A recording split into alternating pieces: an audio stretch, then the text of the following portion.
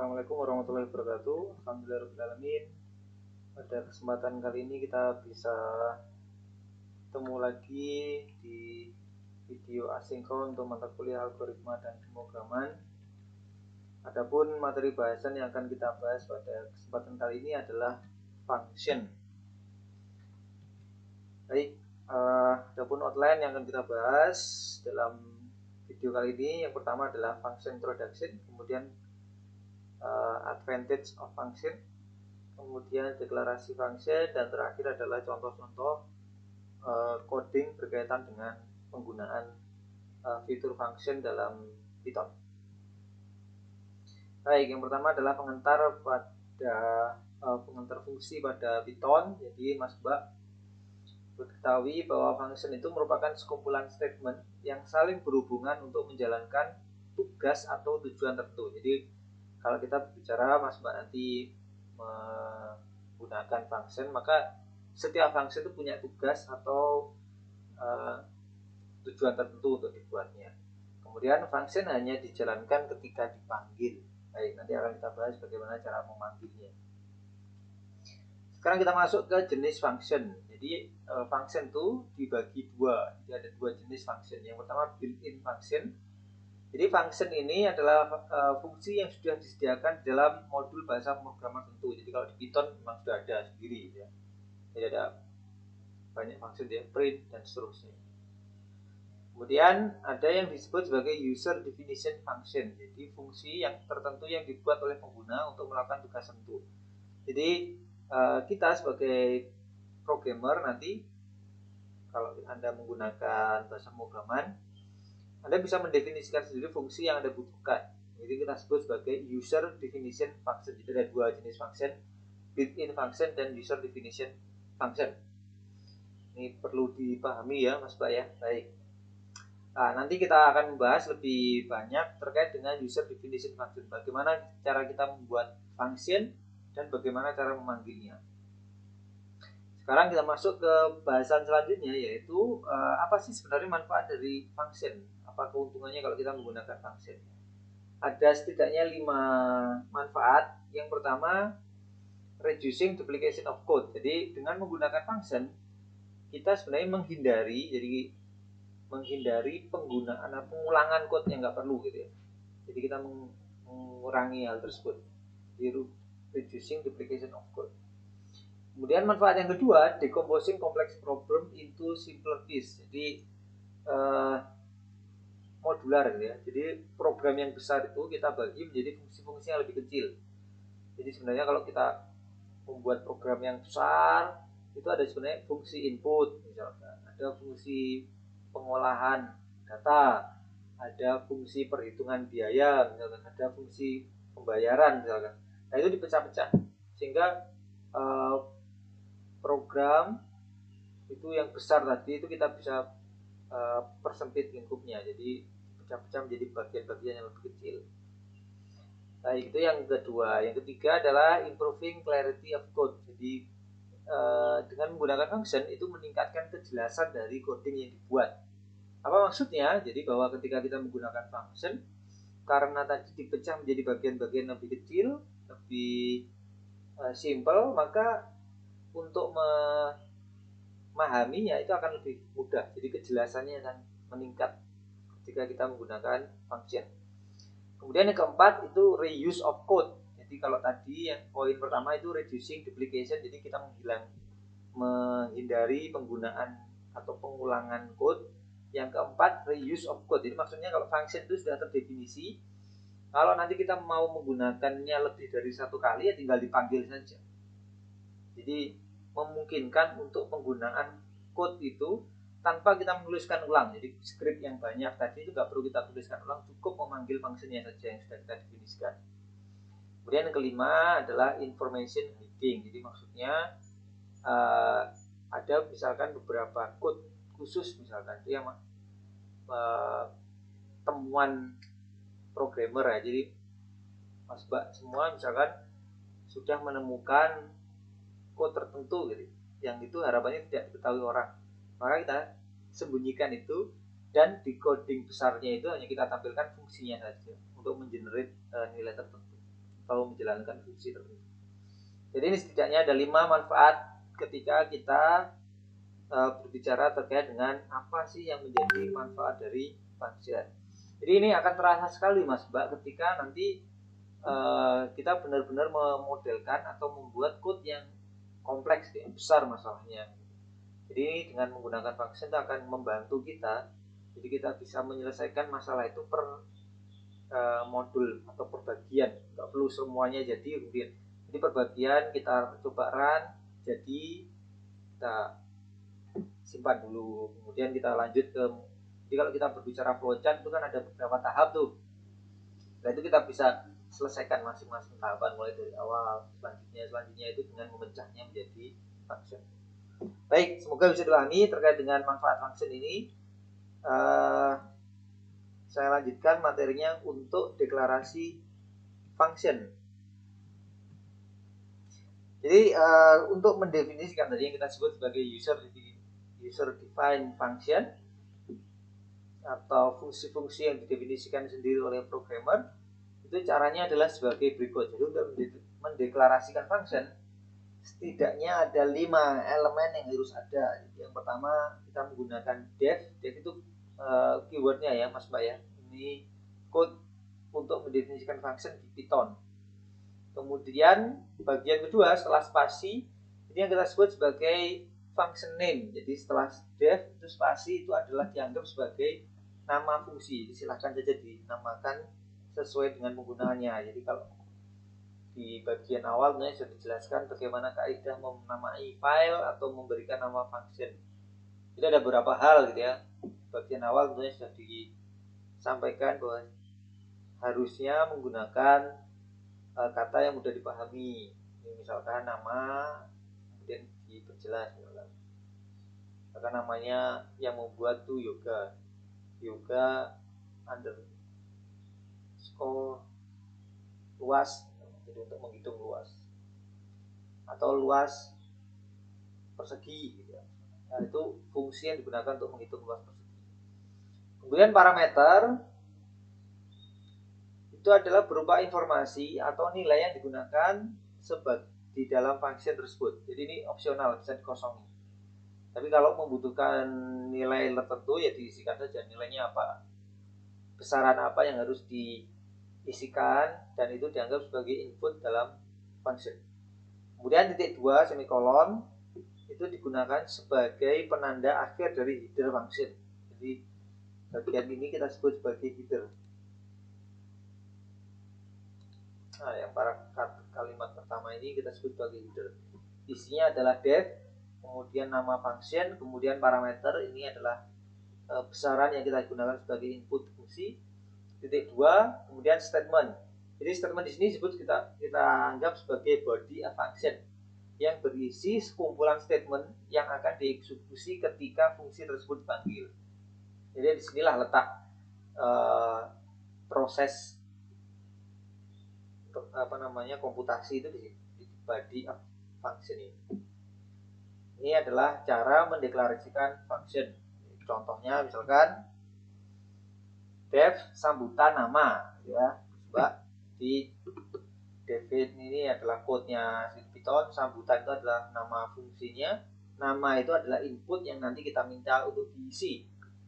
Kemudian print halo nama selamat pagi. Ini adalah body of function-nya ini. Print halo nama selamat pagi.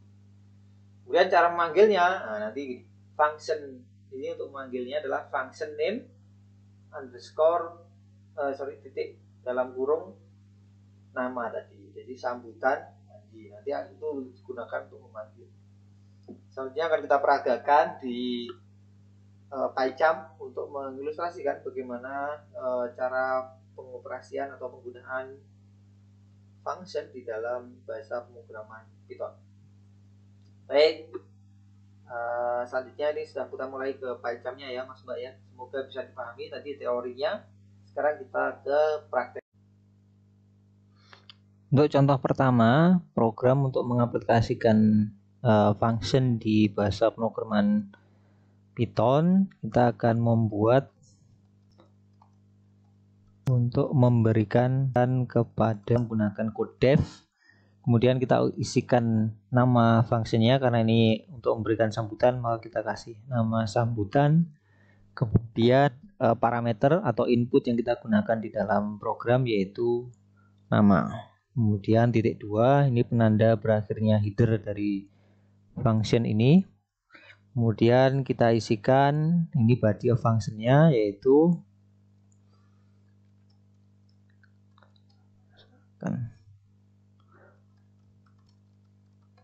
halo, kemudian nama,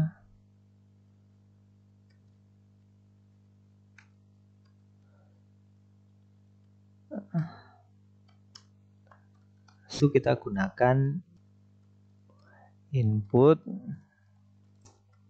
Nah, seperti ini. Kemudian karena di atas ini tidak menggunakan parameter, maka di bawahnya kalau memanggil ya tidak perlu mendefinisikan parameter. Jadi namanya itu ditentukan dengan cara menggunakan manual input.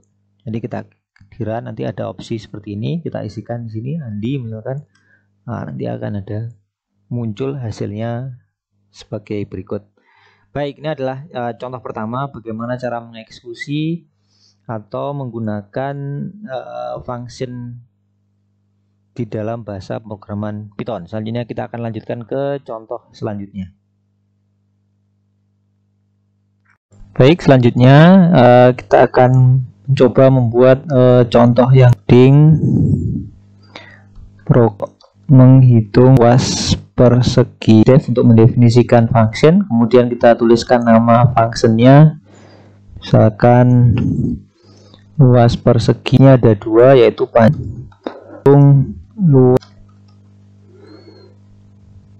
panjang. Karena ini judul kita berikan ornamen sini. Kemudian dikalikan lebar. Kemudian kita tampilkan print luas dengan P dan bar sama dengan adalah luas.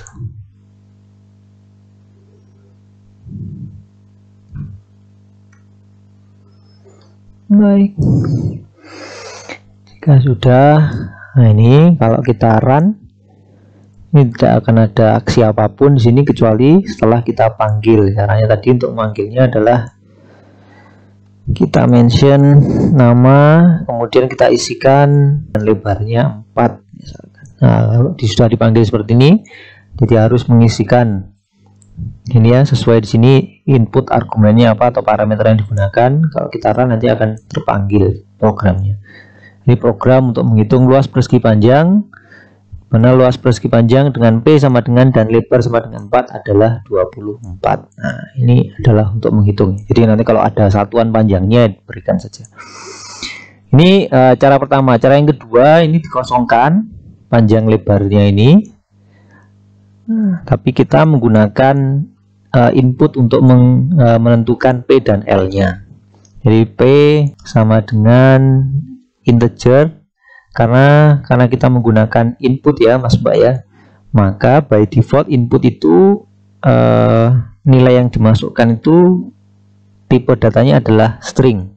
Karena kita akan menggunakannya untuk proses matematik, maka harus dikonversi dulu ke angka, yaitu kita gunakan integer.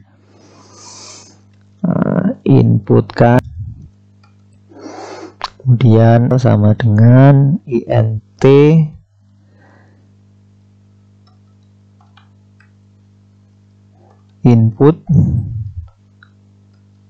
inputkan. Baik.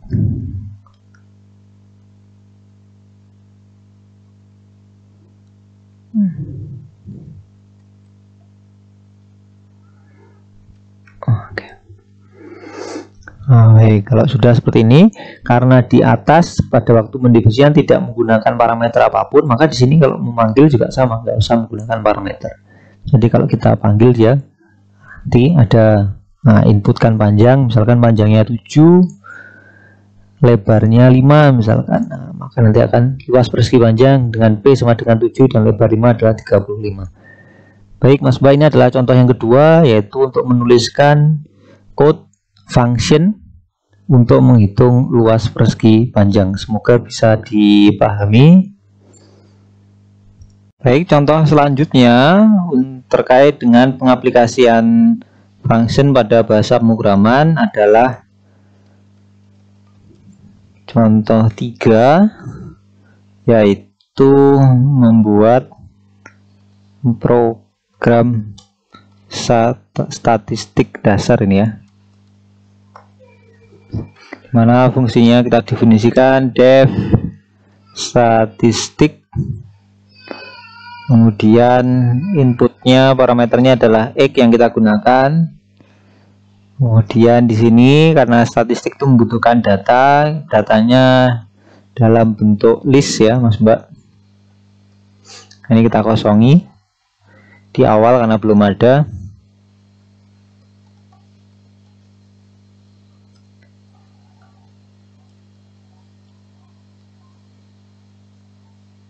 Oke, terus B sama dengan 1, ini adalah variabel tambahan yang kita gunakan untuk mengilustrasikan berapakah jumlah data yang sudah diinputkan. Kemudian kita while len n, ini kita kasih nama data aja lah, data kurang dari X, maka A sama dengan integer input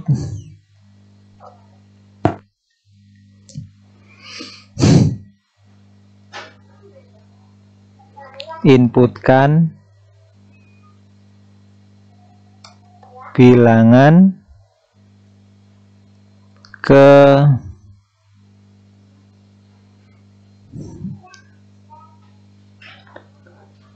kemudian B titik 2 spasi, kemudian kita tambahkan n ke list awalnya itu dengan menggunakan komen append.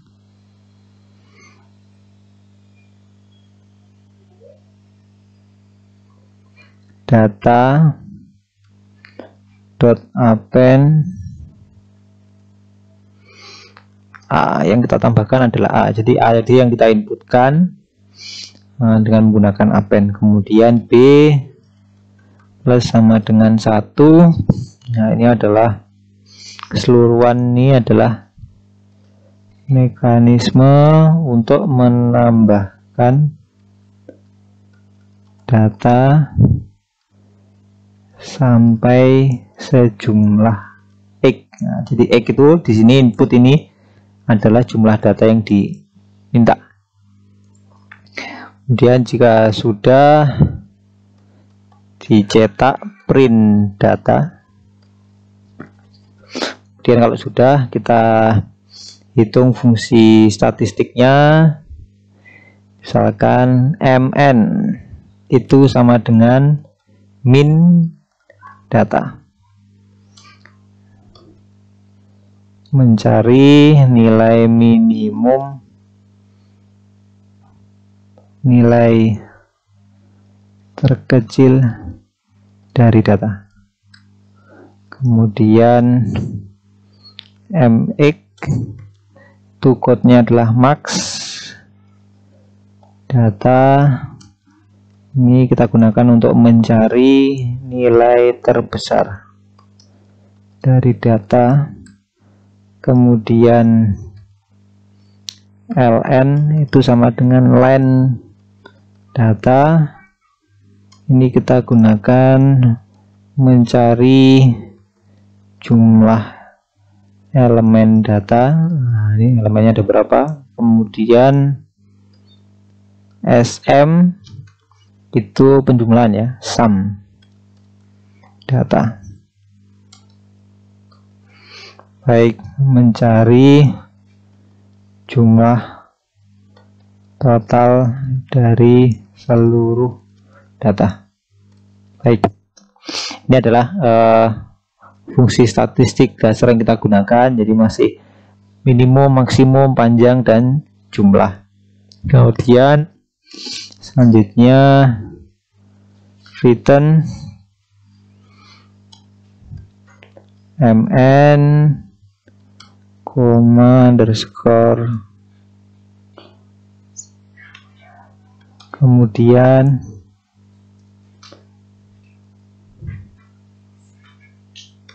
ln, terus terakhir sm.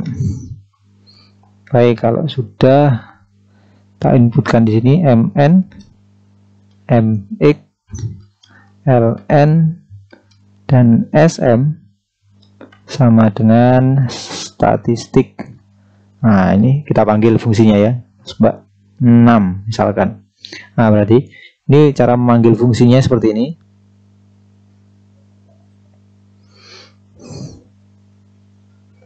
Nah, kemudian kita cetak print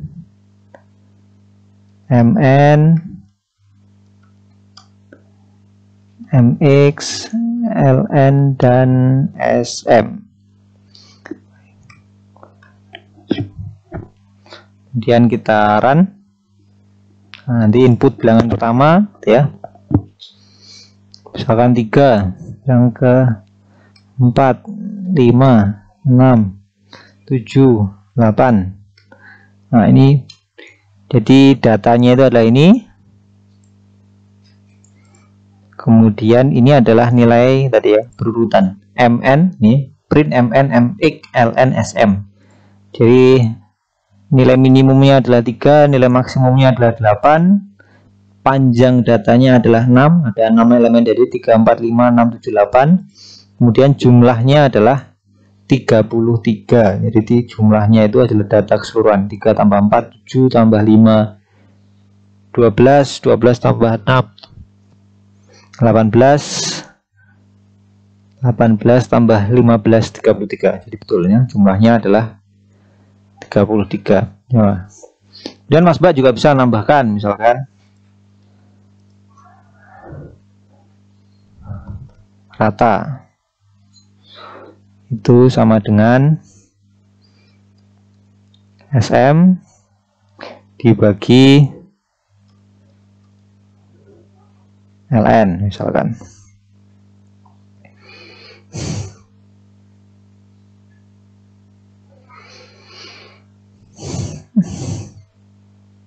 Kemudian terakhir di sini ditambahkan rata. Di sini juga rata. Terakhir sini rata juga. 3, 4, 5, 6, 7, 8. Nah, ada ratanya ini ya. 33 dibagi 6 itu sama dengan rata-ratanya adalah 5,5. Jadi Mas Mbak, berikut adalah cara untuk membuat program statistik sederhana. Diawali dengan cara menginput datanya, kemudian menghitung nilai-nilai yang kita inginkan apa saja, kemudian bagaimana kita memanggil fungsinya, dan ini memanggil fungsi. Kemudian yang terakhir ini adalah menyajikan output. Baik, ini adalah mekanismenya. Nah, ini code-nya secara utuh seperti ini. Jadi ada 18 baris. Ada code-nya ada 3 sampai 18. Jadi ada total 16 lah, 16 baris. Caranya seperti ini. Ini adalah mulai di sini ini untuk menginputkan data. Ini menyajikan datanya, kemudian di bagian baris ke sini, baris 11 sampai 14 sampai 15 itu untuk melakukan proses perhitungan, return itu untuk menyimpan hasil perhitungan yang kita gunakan. Ini mulai memanggil fungsi, di sini terakhir menyajikan output. Baik, semoga bisa dipahami. Kalau kita run, hasilnya adalah sebagai berikut. Saya ulangi, 3, 4, 5, 6, 7, 8 misalkan. Nah, datanya ini outputnya hasil perhitungan sebagai berikut.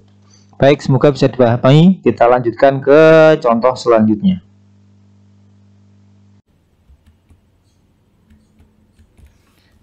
Baik Mas Mbak, untuk contoh function di bahasa pemrograman Python ini yang keempat adalah function untuk mengenerate deret aritmatik, di mana deretnya nanti adalah coding yang membangkitkan deret sebagai berikut. Jadi ada 2, 5, 8, 11, 14, 17, dan 20. Kalau kita lihat di sini ada beberapa hal yang harus kita cermati. Nah, yang pertama ini adalah A. Ini adalah apa namanya, suku pertama, suku ke-1 dari deret, yaitu sama dengan 2. Nah, kemudian ini incrementnya kalau kita lihat ini konsisten, yaitu plus 3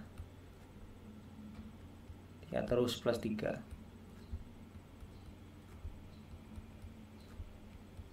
Berarti B-nya sama dengan 3. Kemudian sukunya itu ada 1, ini kedua, ini ketiga, ini keempat, ini kelima, ini ke-6, dan ke-7. Jadi jumlah sukunya N itu sama dengan 7. Jadi 3 hal ini harus kita tangkap untuk mengenerate sebuah deret kalau ini deret aritmatik. Baik, jadi ada A atau suku pertama sama dengan 2, ini B itu increment atau penambahannya, kemudian jumlah sukunya itu ada 7. Baik, selanjutnya akan coba kita kerjakan di PyCharm untuk menentukan coding Python yang sesuai untuk membangkitkan deret berikut.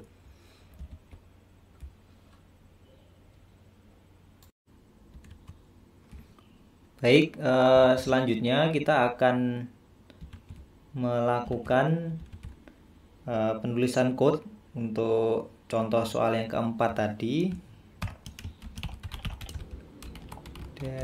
Ini untuk cara yang pertama, yaitu dengan cara tuliskan dulu def, kasih keterangan di sini di mana n adalah jumlah yang angka sama dengan 2. Lakukan looping karena yang dibangkitkan ada beberapa. For in range if i less than 1, then print deret plus 1, karena mulainya dari 0 ya Mas Mbak ya. For itu angka, nah jadi kalau angkanya sudah lebih dari 1, kemudian print dengan plus i plus 1. Ini proses increment Mas Mbak ya, penjumlahan dari 1 suku. Baik, selanjutnya adalah cara yang kedua untuk membuat code dari contoh yang keempat tadi, yaitu membangkitkan deret bilangan. Ini cara kedua menggunakan fungsi return. Jadi code-nya definisikan dulu, fungsinya namanya apa, kita beri nama angka, kemudian parameternya adalah n, dimana n adalah jumlah deret yang dibangkitkan. Kemudian if n less than 1, maka deret sama dengan 2. Kemudian print apa yang kita cetak ini untuk penyajian output ke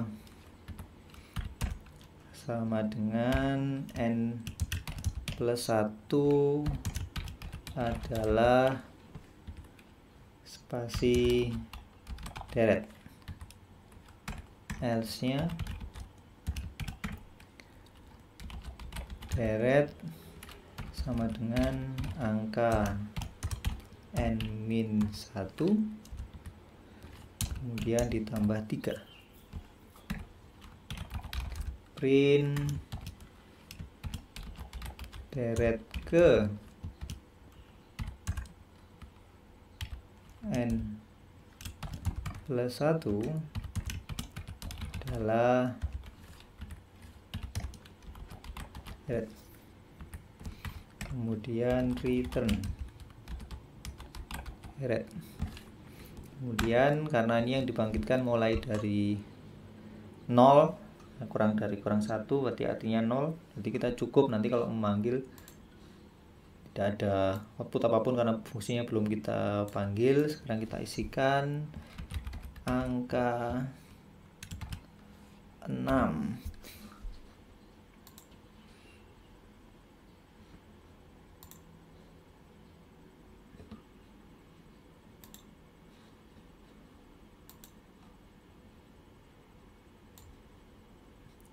Nah, berikut adalah hasilnya ya.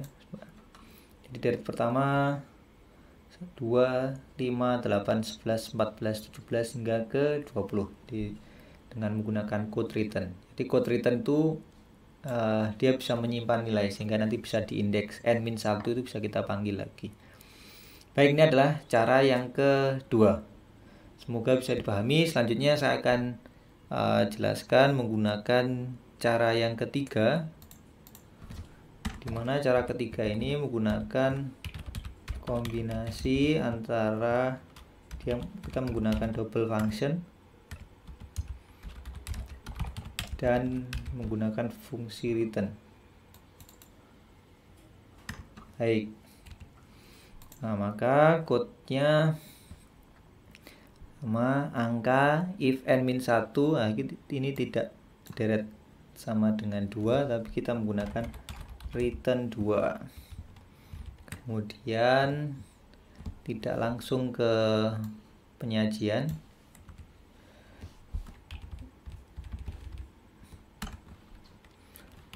else 2 return angka n-1 plus 3. Kemudian di sini def deret a titik 2, kemudian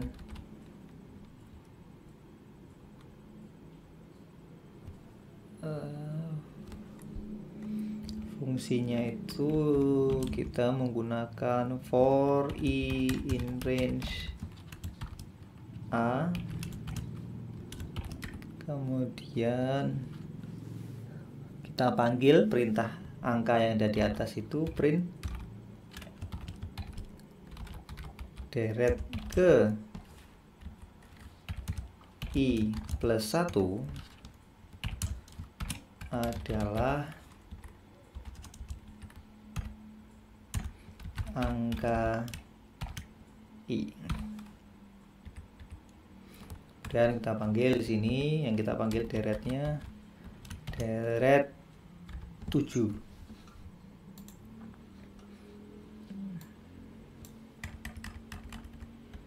Baik, ini code-nya kalau kita run nanti outputnya adalah sebagai berikut.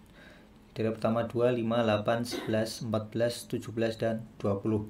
Jadi code-nya adalah sebagai berikut. Jadi kita menggunakan double function dan return.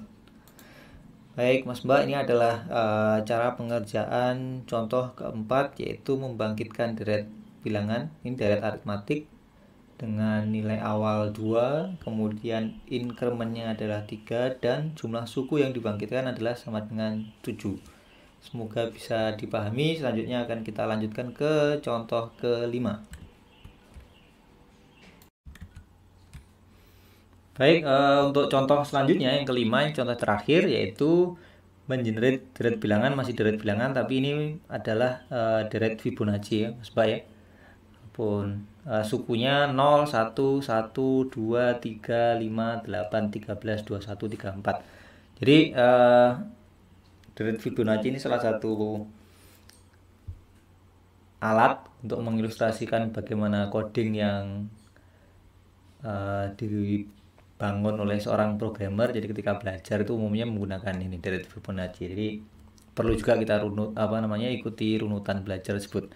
Dimana pada deret Fibonacci ini deret selanjutnya itu adalah penjumlahan dua deret sebelumnya. Jadi 0 dan 1 ini adalah awal gitu ya, karena belum ada sebelumnya. 0, 1, kemudian 1 ini adalah penjumlahan 0 dan 1, 2 ini adalah penjumlahan 1 dan 1, 3 penjumlahan ini 1, 2, 5 penjumlahan 2 dan 3, 8 penjumlahan 3 dan 5, 13 ini adalah penjumlahan suku guys. Jadi ini misalkan suku ke 1, ini 2, 3, 4, 5, 6, 7, 8, 9, dan 10. Maka suku ke-7 ini adalah penjumlahan suku ke-5 dan ke-6. Suku ke-8 13 penjumlahan suku ke-6 5 dan suku ke-7 8. Berturut-turut sampai suku ke-10 yaitu nilainya 34 itu adalah penjumlahan dari 13 dan 21. Jadi selanjutnya akan kita ilustrasikan di PyCharm untuk bagaimana cara menuliskan code yang bisa membangkitkan deret Fibonacci sebanyak 10 suku.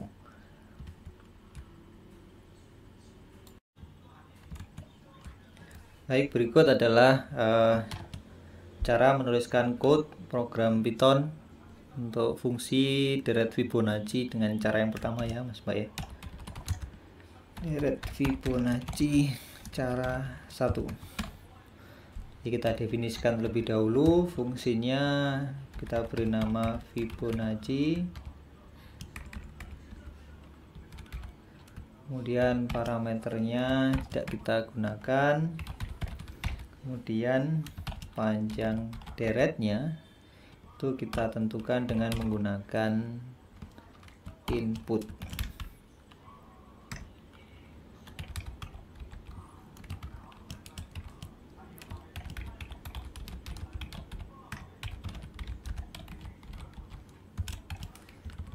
Kemudian kita tentukan deret 1 dan deret 2, yaitu nilainya adalah 0 dan 1, dimana ini adalah nilai awal deret. Kemudian hitung posisi saat ini karena iterasi belum berjalan di awal itu sama dengan 0. Kemudian kita uji if panjang deret kurang dari sama dengan 0, maka print masukkan bilangan positif. Kemudian elifnya panjang deret sama dengan 1, then print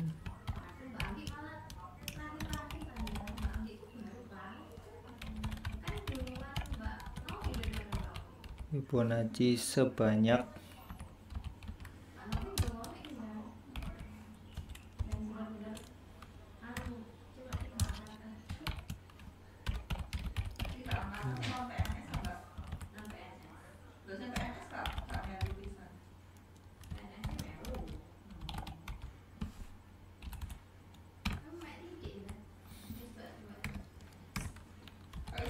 else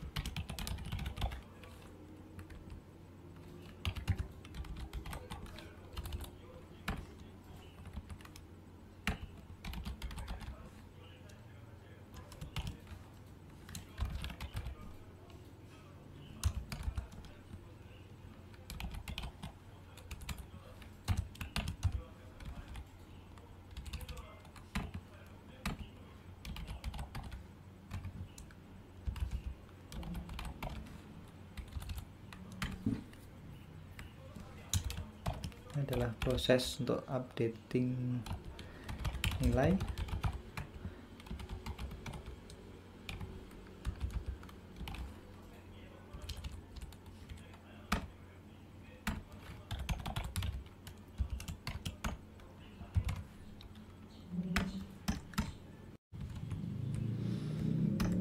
Kemudian untuk memanggil fungsinya Fibonacci seperti ini. Kemudian kita run, kita inputkan berapakah jumlah deret yang ingin dibangkitkan, 10. Nah, nanti mungkin muncul seperti ini, deret pertama 0, kedua 1, 3, 1, dan seterusnya sampai deret ke 10, yaitu sebesar 34. Baik, dimana code-nya adalah sebagai berikut. Jadi ada 18 baris code.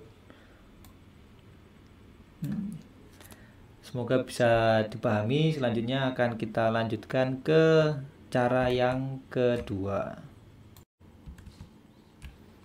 Baik, selanjutnya deret Fibonacci cara 2. Kita definisikan fungsinya terlebih dahulu. Fibonacci, kita menggunakan parameter n, kemudian if n less than 1, kemudian then-nya adalah return nilai n, kemudian else return Fibonacci n-1 ditambah Fibonacci n-2,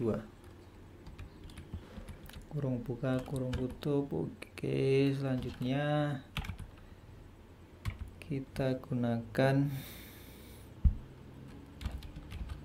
panjang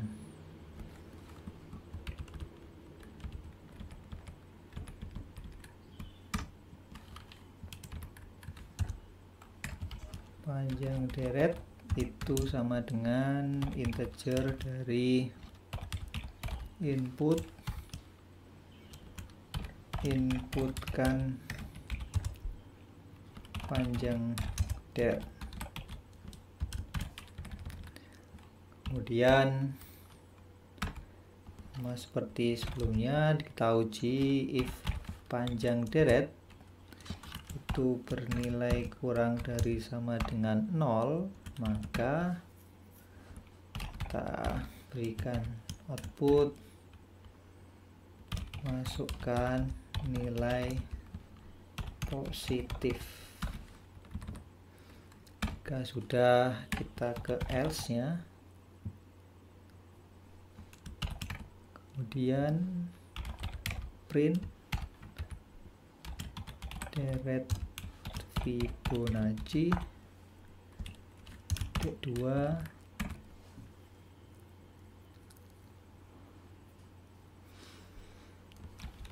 for i in range sampai panjang deret, kemudian titik 2 deret. Nah, ini sebelumnya kita harus definisikan dulu bahwa deretnya itu merupakan list yang belum bernilai, ini masih kosong, dan kita tambahkan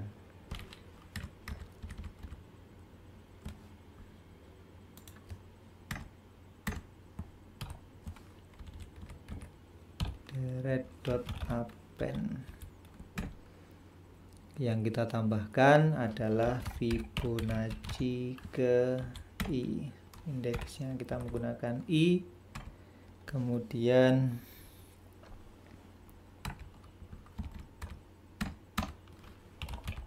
print deret. Baik, kemudian kalau sudah seperti ini, tinggal kita ini ya Mas Mbak ya. Jadi fungsi baris kedua sampai ke 6 itu adalah untuk Fibonacci-nya, jadi untuk updating nilai Fibonacci-nya. Kemudian ini adalah untuk menjalankan iterasinya mulai for i, jadi mulai 0 sampai panjang deret. Jadi panjang deretnya kalau kita inputkan 10 nanti akan jalankan. Run, inputkan panjang deret 10 misalkan. Nah, deret Fibonacci-nya kalau tadi menggunakan deret.append maka ditambahkannya dalam format list. Jadi kita sajikan dalam media list. Sekali lagi ini adalah code-nya, bisa terlihat di screen. Nih.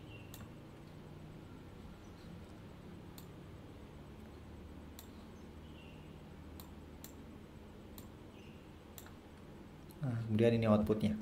Baik, semoga bisa dipahami Mas Mbak sekalian, dan ini adalah contoh terakhir di video untuk materi function di dalam bahasa pemrograman Python ini. Nanti silakan saja jika ada pertanyaan silakan mengusulkan kepada ketua kelas untuk menghubungi saya sehingga saya bisa menyelenggarakan kelas sinkron. Semoga bisa dipahami. Saya akhiri. Wassalamualaikum warahmatullahi wabarakatuh.